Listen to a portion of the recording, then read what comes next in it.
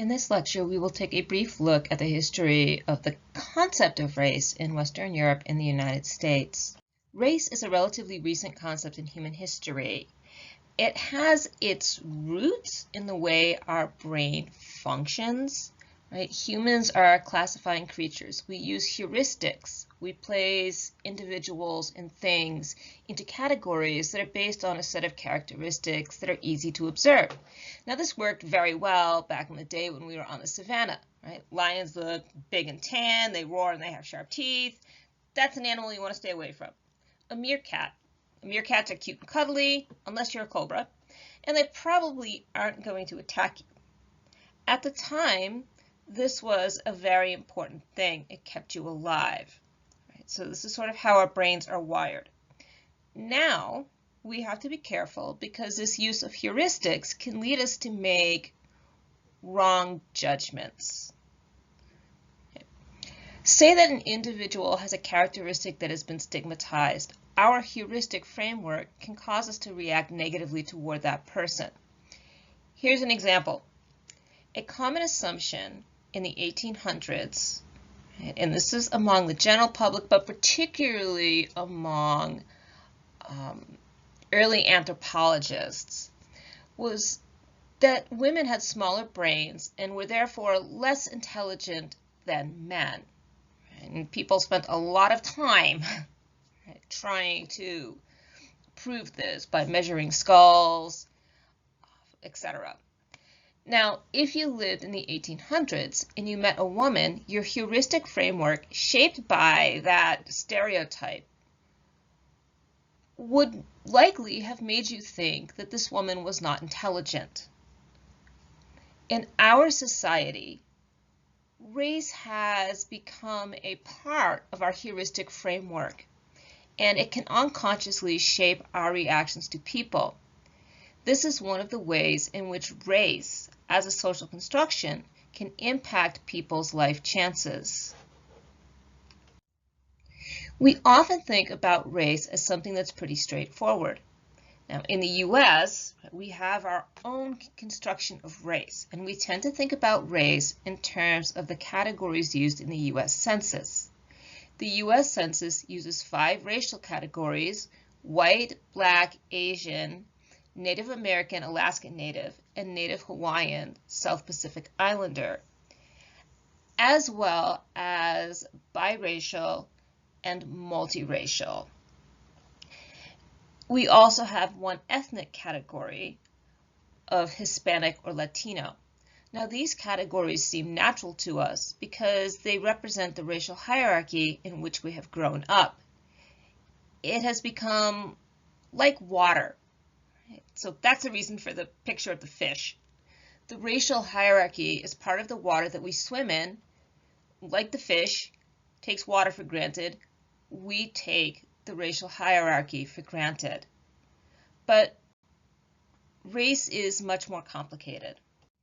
In sociology, a race is understood as a socially defined group of people who are considered to be physically distinct in some way and are considered by themselves or others as a socially distinct group.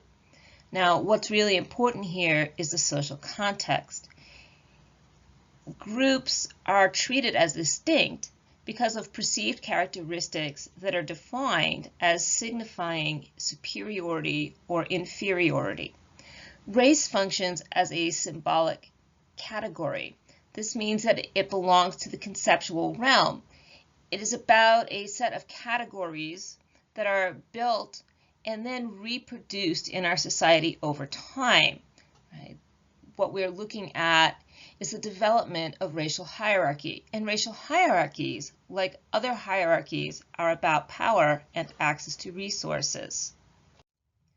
Racial hierarchies involve power differentials and often facilitate the exploitation and opportunity hoarding of resources. We can think about exploitation as a process through which powerful and connected individuals are able to control resources from which they can access increasing returns. Opportunity hoarding is a mean by which members of a group are able to gain access to valuable resources, and they're then able to keep that resource within their group. So let's look at the way in which the racial hierarchies and racial system we take for granted in the United States developed. We are going to look at the history of race as it exists in Western European cultures, Australia, and the United States. Now, race and racism are not unique to Western Europe, Australia, or the United States. It's important to remember that the form in which the racial categories take is dependent on the local context. The Western conception of race as a social hierarchy developed during the 1400s, during the beginning of the European conquest of the Americas and Africa. Before this point, people did make classifications, but these tended to be based on regional, national, and religious identities. Slaves did exist in Western Europe and in Africa prior to the 1400s. However, slaves in Western Europe came primarily from Eastern Europe, and they were purchased from the Turkish Empire. At this point, slavery was seen as justified by differences of religion. And at this time, much of Western Europe was Roman Catholic, and Eastern Europe was Eastern Orthodox. The slave trade that existed in Africa prior to the 1400s was rooted in regional, ethnic, and religious identities as well. What this means is that race, as we understand it, was not seen as a factor in determining who was a slave. In 1415, Prince Henry the Navigator, that's his picture, he's at the top right of the slide. Henry the Navigator didn't actually do any navigation, he just funded expeditions. He was a money guy. And his brothers convinced the King of Portugal to invade Ceuta, the large trading port on the coast of Morocco. The goal was to eliminate the need to purchase slaves from the Turks and to be able to control the market in slaves.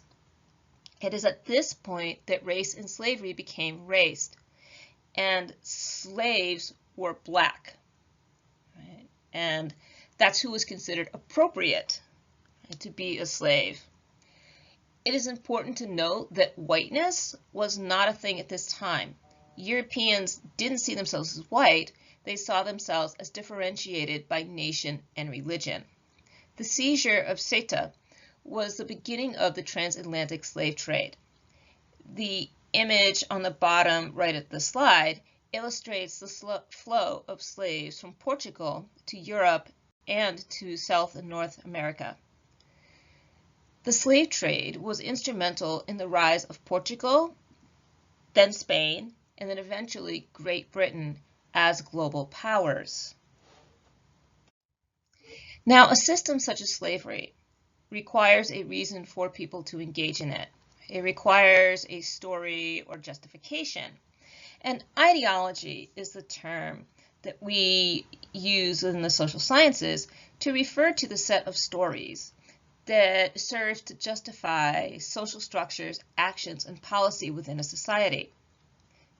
Now, slavery was an extremely profitable venture for slave traders and also for people who owned plantations.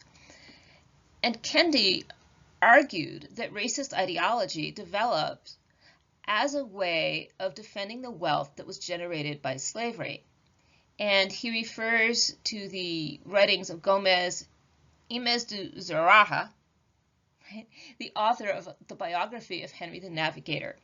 This was the first book to defend the practice of the African slave trade. And Zurraga argued that the Portuguese slaving ventures were actually missionary expeditions that were intended to turn slaves onto the true path of salvation, and that the captive Africans were beastly and slothful, right? And that they wouldn't work unless put to work through slavery. There were two primary justifications used to shore up slavery. The first of these is the concept of the curse of Ham. Right? And this refers to the story from Genesis. And the sons of Noah that went forth from the ark were Shem, Ham, and Japheth, and Ham is the father of Canaan. These are the 3 sons of Noah, and of them was the whole world overspread. And Noah began to be a husbandman, and he planted a vineyard, and he drank of the wine, and was drunken, and he was uncovered within his tent. And Ham, the father of Canaan, saw the nakedness of his father, and told his 2 brethren without. And Shem and Japheth took a garment, and laid it upon both their shoulders, and went backward, and covered the nakedness of their father. And their faces were backward, and they saw not their father's nakedness. And Noah awoke from his wine, and knew what his younger son had done unto him. And he said, Cursed be Canaan, a servant of servants shall he be unto his brethren.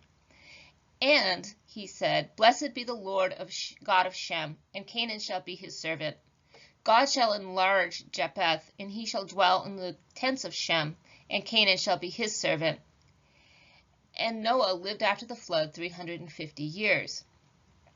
And based on the Bible, right, Ham and his descendants were cursed by Noah with a dark skin color, and they were cursed to be the servant of servants. And this was the key argument among Puritans in the United States during the 1600s. Right? And this argument was very powerful. Right? It naturalized social hierarchies. The second argument, polygenesis, developed later, and this was a product of the Enlightenment. Remember that Enlightenment thinkers such as Locke were interested in the rights of man. Now, how is it possible to think about the rights of man and liberty and at the same time support chattel slavery? One way to deal with the cognitive dissonance is to declare African slaves as another species. An example of this was Francois Bernier's concept of the new division of the earth, in which Europeans were the original humans who were created by God. The other races, he specified Africans, East Asians, and Lapps, who are an indigenous people found in North Finland. He saw them to be the result of degeneration. And so we're actually going to be taking, we've looked at scientific racism and eugenics. Now, today we would recognize these arguments as a form of racism. But these arguments have been really important in terms of shaping our system of racial hierarchies and in shaping the ways in which we divide people by race.